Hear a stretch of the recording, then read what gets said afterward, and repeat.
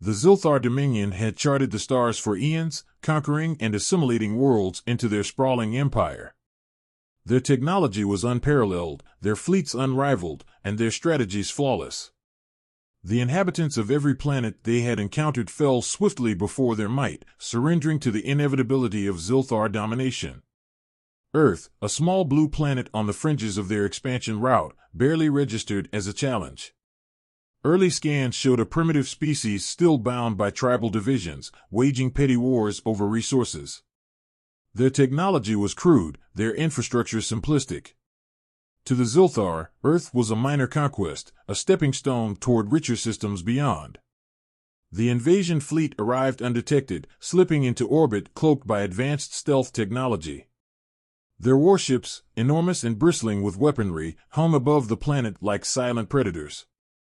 From their command deck aboard the flagship Xylaris Prime, Fleet Commander Zirin observed the world below with cold detachment.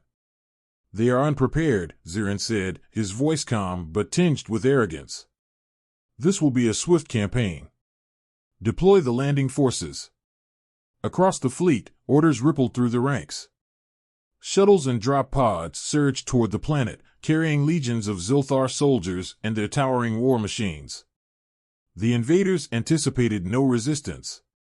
After all, their technology was centuries ahead of anything Earth's inhabitants could muster. As the first wave breached the atmosphere, the problems began. At first, they were minor. Stabilizers on the drop pods struggled to compensate for atmospheric turbulence, causing rough landings. Onboard systems reported unexpected strain as the planet's gravitational pull grew stronger the closer they got to the surface.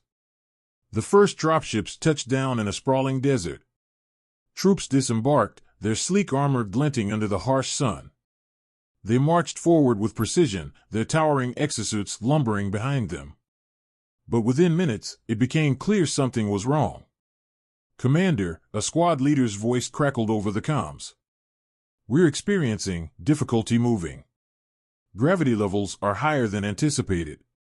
"Adapt," Zirin snapped. "You are Zilthar. Overcome these trivial obstacles." The ground troops pressed on, but their movements grew sluggish. The exosuits, designed for combat in low-gravity environments, groaned under the strain. Joints locked, hydraulics hissed and sputtered, and the machines that had once terrorized entire planets faltered in Earth's relentless gravity. In urban centers, humanity reacted with a mix of terror and disbelief as alien vessels descended from the sky. Governments scrambled to respond, deploying their military forces in a desperate bid to defend their cities.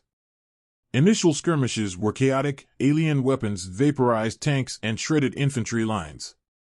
But as the hours passed, something remarkable happened. The invaders' movements slowed.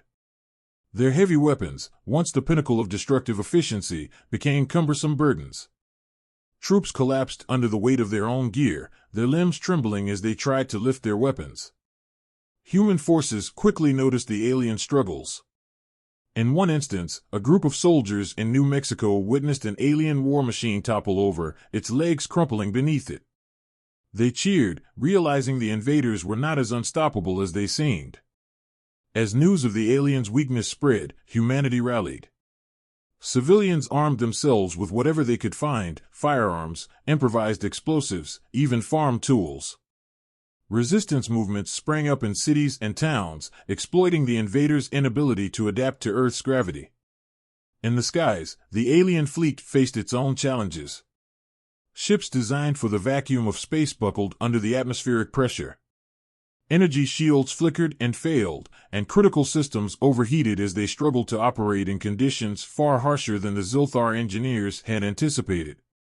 Fleet Commander Zirin grew increasingly desperate. "Redirect power to gravity compensators," he ordered, pacing the bridge of Xylaris Prime. "Compensators are at maximum output," an officer replied, panic in his voice. "Structural integrity is failing across multiple ships. We can't maintain orbit for long." On the ground, the tide had turned. Human engineers worked tirelessly to reverse engineer alien weapons, repurposing them to fight the invaders. Scientists discovered vulnerabilities in the Zilthar armor, exploiting weak points with precision strikes. In one memorable battle outside Tokyo, a team of engineers hacked into an alien war machine, overriding its controls and turning it against its creators. The sight of the towering mech rampaging through alien lines became a symbol of human ingenuity and resilience. As the invasion dragged on, the Zilthar forces grew demoralized. For all their technological superiority, they could not conquer the very laws of nature. Earth's gravity sapped their strength, crushed their machinery, and turned their advanced technology into useless scrap. Finally, after weeks of relentless fighting, the Zilthar High Command ordered a full retreat. The battered remnants of their fleet fled Earth's orbit, their ships limping back into the void. On the surface, humanity celebrated a victory that seemed impossible just weeks earlier. In the aftermath, the world united as never before. The alien invasion became a turning point, a moment when humanity set aside its differences and worked together to defend their home. Scientists studied the captured alien technology, propelling Earth's understanding of the universe forward by decades. For the Zilthar, the defeat was a humiliation they would never forget. Reports of Earth's victory spread across the galaxy, earning humanity a reputation as a species not to be underestimated. And for the people of Earth, the invasion was a reminder of their resilience, their ingenuity, and the unyielding power of the planet they called home.